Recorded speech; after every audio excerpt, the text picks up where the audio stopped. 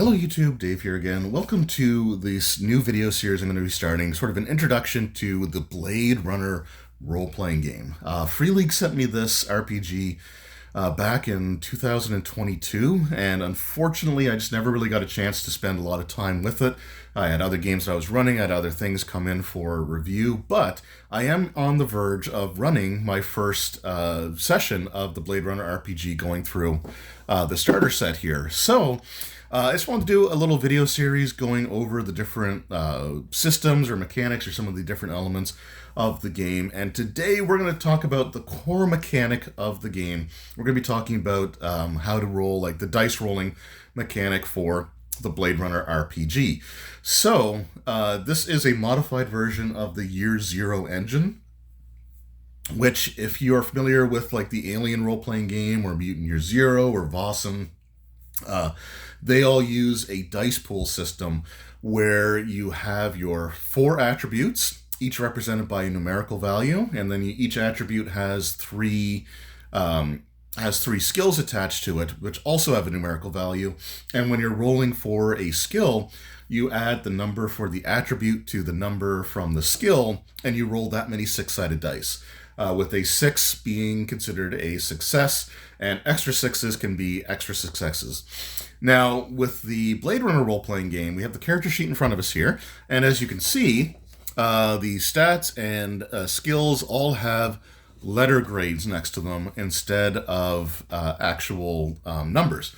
So that's because you're now only rolling typically 2 dice. Instead of a giant handful of d6s, you roll 1 die for your attribute and you roll 1 die for your skill. So your skill rankings or your attribute rankings are all the same. They go from D up to A, so a D, C, B, or A ranking. And the ranking determines what type of dice it is that you're going to roll for that particular skill or attribute. A D rating has you rolling a D6. A B rating has you roll a D8. Or sorry, a C rating has you roll a D8. I misspoke there. A B rating has you roll a D10.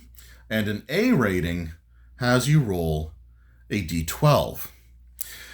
So 6s are still considered to be a success. So a 6 plus on these extra dice also equates to a regular success.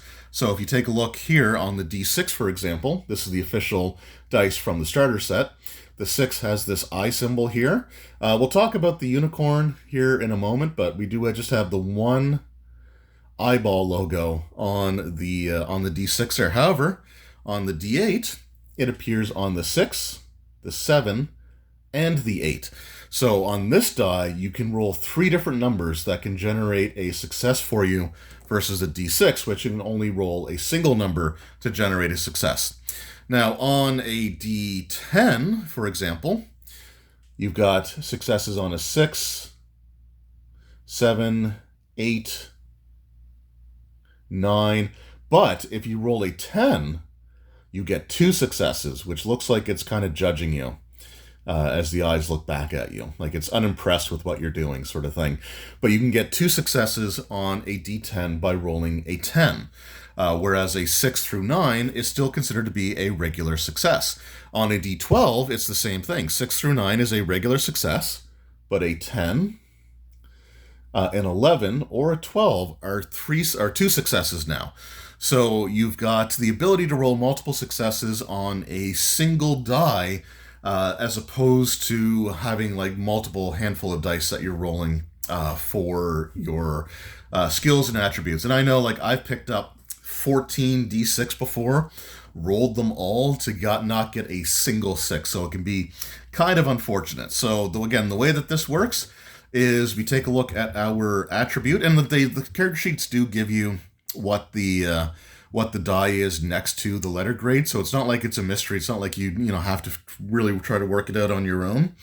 But it is different from the normal Year Zero engine that we've seen, which is like a handful of dice that you roll. So let's just say in this case, our character is going to be making a strength hand-to-hand roll.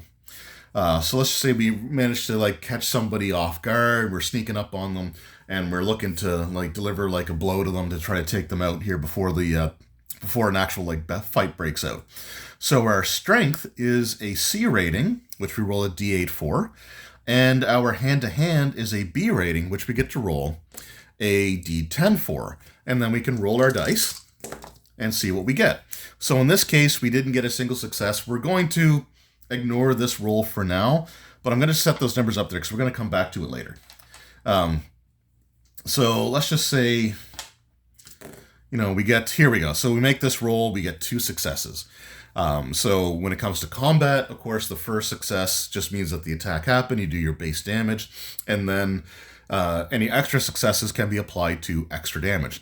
Now, unlike the Alien role-playing game where each skill has their own set of stunts that can be performed using the extra successes, here it's a little bit more pared down.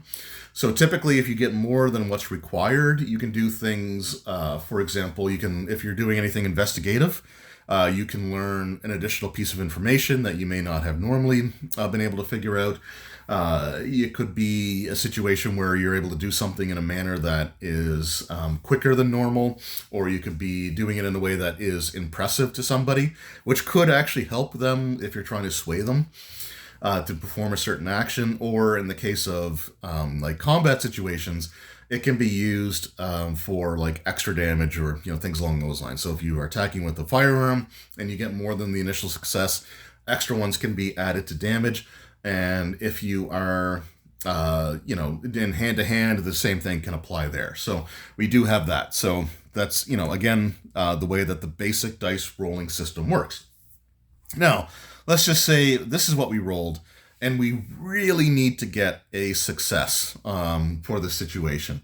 Not saying that the game depends on it, but it's just a situation where if we fail, it's going to make things a lot more complicated than they need to be. So let's try a different skill in this situation. Let's just say that we are making an empathy manipulation roll. Let's just say like we're really trying to coax a witness into talking and they're being difficult. So in this character's case, this is just a pre-gen character from the starter set. All different characters are going to have all different attributes and stuff. But let's just say, so this character has a C rating, so they get to roll a D8 for their empathy, and then their manipulation is a D, so they roll a D6. So let's just say we're trying to convince them to tell what happened, to explain sort of what they saw, and this is what we rolled. So we ended up failing our roll.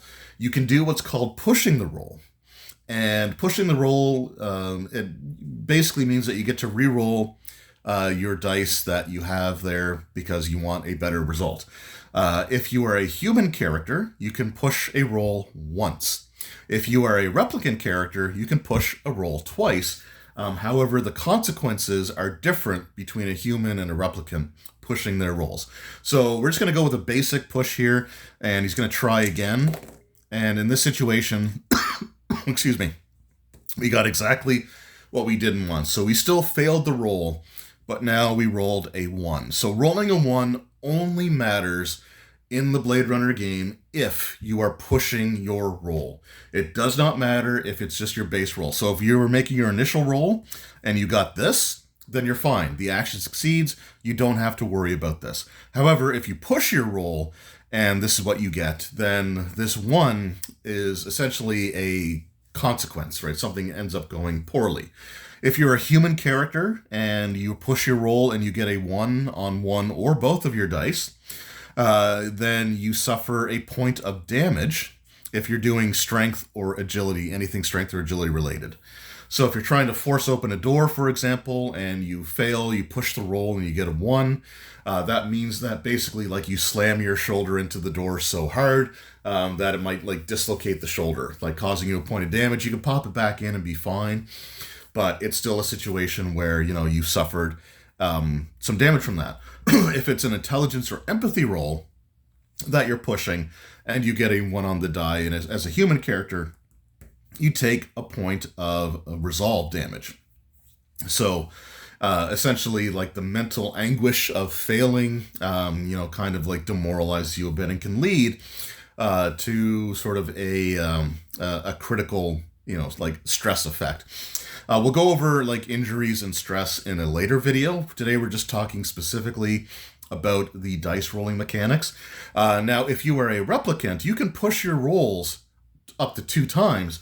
However, it doesn't matter which attribute you were using. A replicant character pushing a roll and getting a 1 on any of their dice is always going to count against their resolve, regardless of whether it's a physical or mental attribute that they're doing.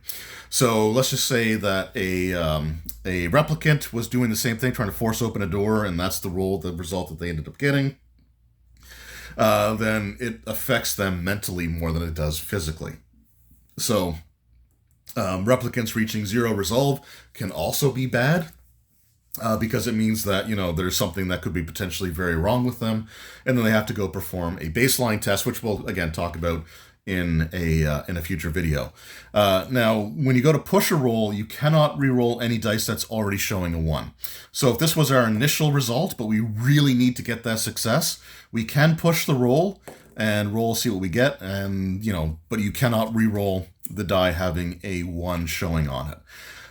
So again, that's the difference there. Now, another thing about pushing your rolls, let's just say that instead we're doing this. And we don't need the 1 anymore there. So let's just say that's what we got. But let's say we're doing some sort of roll where we're doing maybe an opposed check, or we just want the extra successes for something. Maybe it's time sensitive, so if we can cut the time that it would take to do in half or something like that, then that might be very important to us. You can push a roll. Let's just say we're showing this. So you can push a roll. With a D12, even if you have this, for example, a D10 or a D12, you can push even if it's already showing a success in an attempt to get a result that gives you 2 successes. So again, maybe we're doing like a opposed roll and we're trying to be stealthy versus their observation. And they got 2 successes, so we really need to succeed here. We really need a 3rd in order to overcome this challenge and not have it result in some sort of altercation. So it's risky, but we can re-roll our D12, and in this case it went poorly. But we could potentially re-roll and get a 10, 11, or 12 to get the extra successes that we have. However, if we re-roll our D12 and we just get a... oh my god. And let's just say we had a success. So it was showing a 6, but we roll it again, and it lands on a 4. We now lost that success that we had previously. They're not stored. They're not banked. You sacrifice it to push a result, but if you're trying to get 2 on your D12, like that one there, then like that is sort of the gamble for it. Trying to do that with a D10 is very risky because there's only one number that can generate that extra success. But yeah, that's just one thing to keep in mind there as well. So we've gone over pushing the rolls, we've gone over how that affects the humans and the replicant characters. The last thing we're going to talk about here today is advantage or disadvantage on rolls, because there are situations where we might have a favorable or unfavorable circumstance that makes it easier for us to succeed or more difficult. So let's just say we are making let's just say we're making a stealth roll. I'm not going to use this character because they have the same die for both. But let's just say that we're a character that has a C rating for mobility, but they have a B rating for their stealth. And you are in a situation where maybe it's like really dark out and you're wearing like this dark clothing, which makes it more difficult for you to be seen. So that might give you advantage on the roll. So if you have advantage, what you do is you'll take a look at which dice types you're rolling, and you get to add a second of your lowest die type. So if you have a D ranking, for example, you would be adding an extra D6 because you're adding your lowest score to it. If your lowest was a C, then you get to add an extra D8. If your lowest was a B, you get to add an extra D10. And if your lowest somehow ends up being an A, then you get to add an extra D12 to your roll. So you're always adding or modifying your lowest die in the situation. So we're going to make our stealth roll. So we've got a B for the skill, but only a C for the attribute, but we have advantage. So we get to roll those 3 dice, and in this situation we ended up getting 2 successes. Now we could try to push the roll because again this might be an opposed check. So we take the we can't do any better on that, so we'll take these 2 dice and re-roll them. Unfortunately, we didn't get a change, but that's fine. We didn't suffer any drawbacks for it there. So advantage adds an extra copy of your lowest die to the roll. And then finally, if you have disadvantage, it removes the lowest die from your roll. So if we're making that same stealth check with a C for the attribute and a B for the skill, you would remove the lowest die, which in this case would be our attribute die, and we only get to roll the D10 and see how we go. So we failed, we tried pushing, and that worked out really poorly for us. So, using stealth, it might be a situation where, it's a bit more an illuminated location. It could be a situation where, maybe there's like broken glass all over the ground, so it's really hard to move without making crunching sounds, which could make it more difficult for you to be stealthy or things like that. And that's just sort of an example. So I hope this video, again, just sort of taught the basic dice rolling mechanics. So you went from a huge handful of dice to a single dice for an attribute and a single dice for a skill. You roll them. A 6 or higher on your die is considered to be a success. And if you have a 10 or higher, a 10 or a 10, 11, or 12 on your die, that counts as 2 successes. So we've gone over that. We've gone over pushing rolls and how that can affect humans versus replicants. We've gone over advantage and disadvantage as well. So that's sort of the intro to the Blade Runner role-playing game.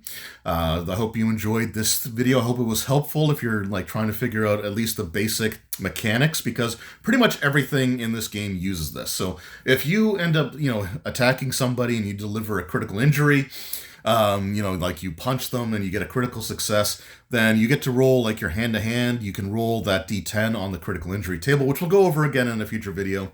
But basically everything is based off of these rankings for your attributes and your skills to determine what dice that you roll. So anyway, that was the first video in this series. I hope you come back in the next video where we're going to talk about injuries and critical stress effects. So thank you all so very much for your time. I appreciate it, and we'll see you in the next one. Until then, take care.